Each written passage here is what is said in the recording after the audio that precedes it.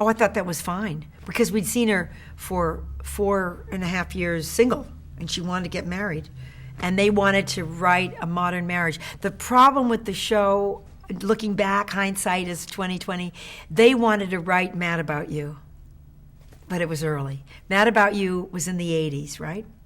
And it was a real modern marriage. That's what they were trying to write. But we still had people saying he's got to have a pajama top, or or I don't know if they can be in the same bed. They should be in. Now, the twin beds were over, but just barely. Do you know what I mean? And they wrote very skillfully. I used to call them over the head, those kind of jokes, where I remember, it was a show, I think, where Mary and I live together, the odd couple. And it doesn't work out. And the fireman at the end comes in, and Rhoda's apartment burns, and while it's being refurbished, she moves in with Rhoda. Then she goes back, and then I said, Mary, I think I'm not going to wait for the apartment to be ready. I'm going to move to a motel.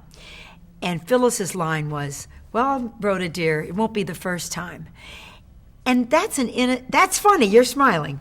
I would smile. We laugh. Adults laugh, but the kids can hear it. Children can hear it, and they're not harmed in any way.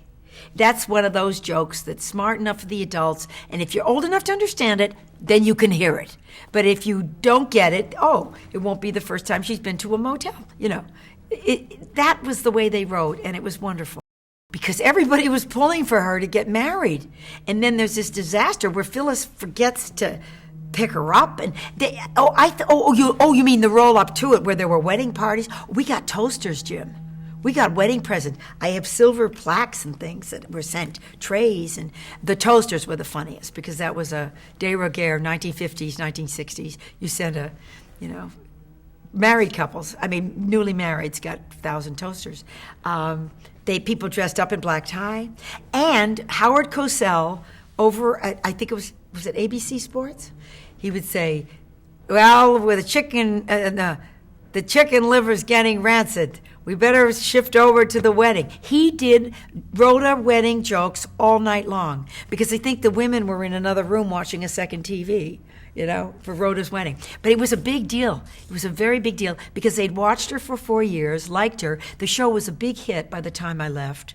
And didn't suffer at all for Rhoda leaving because it was such a solid, wonderful show. And Mary and Lou, the whole team of them were so good that didn't matter. But now they were happy to follow Rhoda's process and progress. And I think everybody was just waiting for that wedding.